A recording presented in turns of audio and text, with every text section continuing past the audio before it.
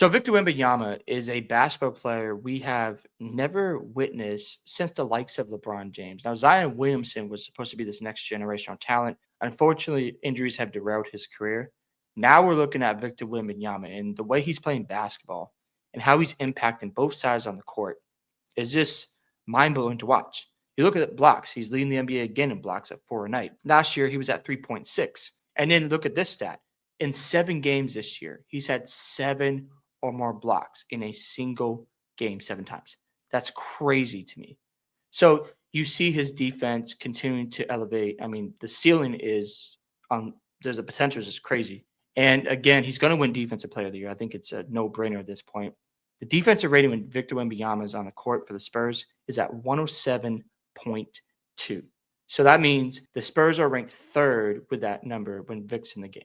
So you can imagine as he continues to improve, you're seeing Stephon Castle as a really good on-ball and off-ball defender, looking like the rookie of the year. You got 10, I think they got like 10 first-round draft picks. It's going to be scary times in San Antonio. And then you're having conversations about, is Victor Wembanyama already a top 5 player? Depends who you ask. There's people out there saying, yes, he's already in that conversation. He should be moved up the ladder. And I'm not going to go that far yet because obviously your resume matters. And I like to see him in the playoffs at some point so I can make a final conclusion. But to me, he's already top 10. I don't think there's no debate about it. You look at the numbers, 24.7 points a night, it's pretty much 25 a night, 10.7 rebounds, so practically 11 rebounds, and 4 blocks. Dude, that's crazy. And he has nights where he's blocking at least 7 of them. That's insane to me. So imagine him. He's going to make the All-Star team this year. He'll probably make All-NBA first team because Luka isn't going to play enough games. So you're going to have all that in your second year. And then you come into next season, his third year in the league. Let's just say his mid-range game gets to about 45, 50%. Right now it's at 38%. So I would like to see that come up. And let's say his three-point percentage. Right now it's at 35% this season. He's shooting 9 a night. I'd like to see that come down to 6 a night so he can be more in the paint. But man, if he can get his three-point percentage to 38, 40% a night, and he's taking 6 a game and his mid-range is close to 50%, good luck. You're not stopping Wembanyama. And then you add that to his bag. He has decent handles. Let's say his dribbling gets better. Now you're looking at a better version of Kevin Durant. That's insane to me. And the dude is just getting better as a basketball player. And hey, if you want to say he's top 5, I'm not going to argue with you. I know it might be premature to some people, and I get it. That's where I'm at right now. Again, for disclosure purposes, Victor Wembanyama is my favorite international basketball player. So that's why I'm not opposed to having those conversations. I think his second year in the league is already better than Giannis' second year in the league. That's not a shot at Giannis. It's the talent is just the gap is different. And Wemby is going to have a more consistent jump shot. He can cover so much ground on defense. Like, it's insane what he can do out there. When a player is open, there was a shot that someone was taking in the corner 3, and Wemby recovered, uses wingspan to block the shot. Like, who's doing that? Nobody's really doing that. The man can recover in the paint and contest a shot or block it. The rim protection is elite already, and the guy is 20 years old. Like, think about that for a second. This is his second year in the league, and he hasn't finished his second season yet. And we're in January, and he's doing all this. So imagine when we get to April, let's just say the Spurs do make the play-in game. They get to that 8 seed. Yeah, they might get knocked out, but Wemby shows out. He gets you like 28 in the playoffs, 12 rebounds, 3 blocks. You're like, yeah, the guy has arrived. And then you carry that momentum into next season. And let's just say the Spurs reach the top 6 in the Western Conference. And let's just say they reach 4th in the West. You're going to start having a strong case for Victor Wembanyama as the MVP in the NBA in his 3rd season. He's already, I think, top 5 in MVP right now.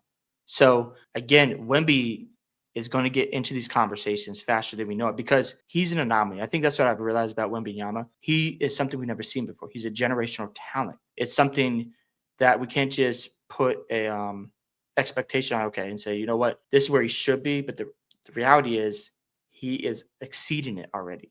And when you're putting up these numbers, when you're having this impact on defense and your shooting's improving, I think he's 78% inside the restricted area.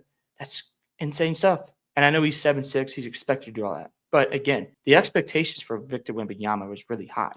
So for him to come to this regular season and just continue to get better month by month, and I know he's had bad games. He struggled against Milwaukee recently, struggled against the Grizzlies. Those things are going to happen because he's a sophomore. But again, you're still leading the NBA in blocks. You look like the best defensive player in the NBA.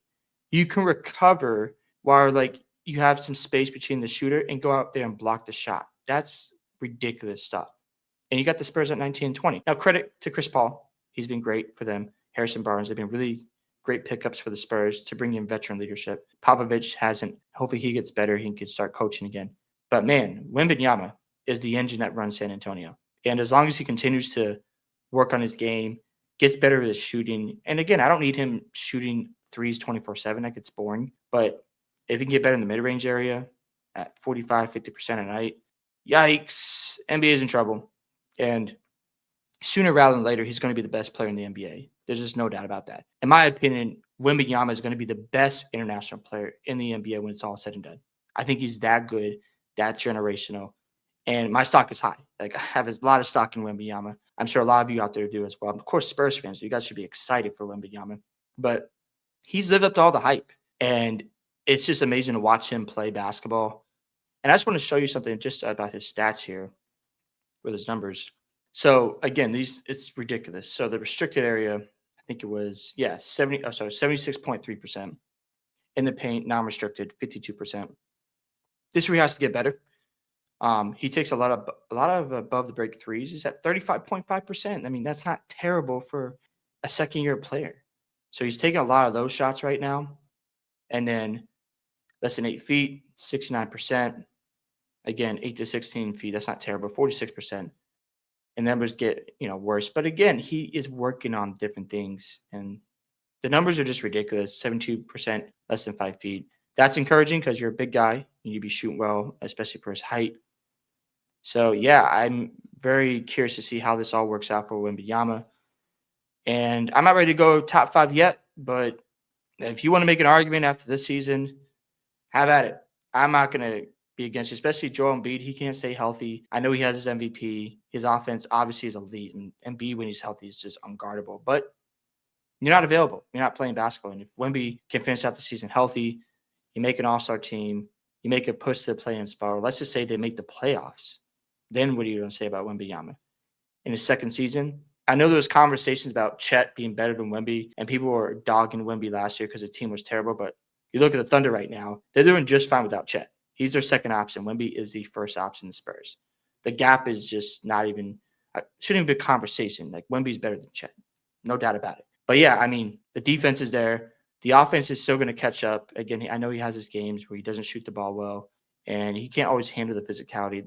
It's going to come with more time because he needs more reps, but he continues to get better and elevate his game. And yeah, the guy is scary. And once he's in his, prime Wemby, good luck stopping him. I mean, the league is cooked at that point. And the Spurs keep putting the right pieces around him. A guy like Stephon Castle. Again, he's a dog. He's not afraid to finish at the rim. Good on and off ball defense. I know Chris Paul won't be there forever. It's not realistic. But you add some vets to continue to help Wemby grow. Yeah, Spurs are just going to be a dynasty once again. It won't surprise me in a few years. I mean, they got Castle and Wemby on rookie deals. They got that draft capital to either improve the roster or draft young talent. So it's just going to be a problem for years to come. Hope you guys enjoyed this video today. Love to hear thoughts on, is Wembanyama already a top 5 player? Do you think it's premature? Love to hear thoughts on what you think about his season so far. Has he already exceeded expectations? Don't forget to like and subscribe to the channel, and I will see you in the next one.